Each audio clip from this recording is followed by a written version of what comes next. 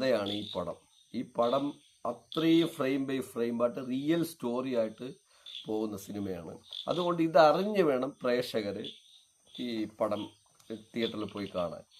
അങ്ങനെ നിങ്ങൾ നല്ല വീവോടെ ഇന്ന് സിനിമ കണ്ടു കഴിഞ്ഞാൽ, ഈ സിനിമയെക്കുറിച്ച് പറഞ്ഞു കഴിഞ്ഞാൽ, ഓരോ ഫ്രെയിമും മെല്ലെ മെല്ലെ മെല്ലെ മെല്ലെ 1-2 ഡ്രോപ്പ് വെള്ളം വീണ് അത് കുറച്ച് കൂടുതൽ വെള്ളമായി, ആ വെള്ളം പിന്നെ മെല്ലെ മെല്ലെ ഒഴുകി വശങ്ങളിൽ കൂടി പോയി, പിന്നെ അത് നദിയിൽ കൂടി ചേർന്ന്, പിന്നെ അത് കുത്തി ഒഴുകി കടലിലോട്ട് പോയി ചേർന്ന് പിന്നെ ഉണ്ടാകുന്ന ഒരു സംഭവം. അതിനകത്ത് നമ്മളങ്ങ് പെട്ടത് തന്നെയാണ്. അതാണ് ഈ സിനിമ പറയണത്. ഇത് റിയൽ ലൈഫായിട്ട് ബന്ധപ്പെട്ട് പറയണോണ്ടാണ് ഞാൻ പറഞ്ഞത്.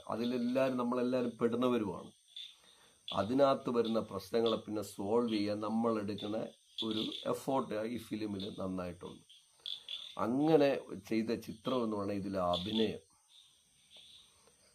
നമുക്ക് കൊടുക്കുന്ന പൈസയ്ക്ക് നിങ്ങൾക്ക് സിനിമയെ ഇഷ്ടപ്പെട്ടില്ലെങ്കിൽ പോലും ഈ പടത്തിലെ ആർട്ടിസ്റ്റുകളെ അഭിനയം മാത്രം മതി നമ്മൾ കൊടുക്കുന്ന പൈസ മുതലാവാൻ. ഒന്ന്. രണ്ടാമത്തെ ഇതിൻ്റെ ആർട്ട് ഡയറക്ഷൻ അടിപൊളിയാണ്. ആ രീതിയിലാണ്. നിങ്ങൾക്ക് ആർട്ട് ഡയറക്ഷൻ എന്ന് പറഞ്ഞ് തോന്നുകയില്ല. മൂന്നാമത് ഇതിൻ്റെ ക്യാമറ,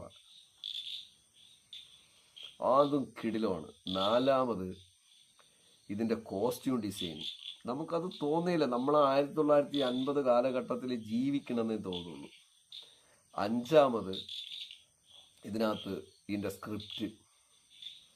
ആറാമത് ഇതിന് ചേർന്ന മ്യൂസിക്.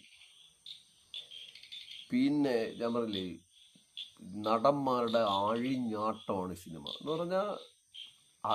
അഭിനയിച്ച് നോക്കൂ നിങ്ങൾ. അങ്ങനെ ഒരു ചിത്രമാണ്.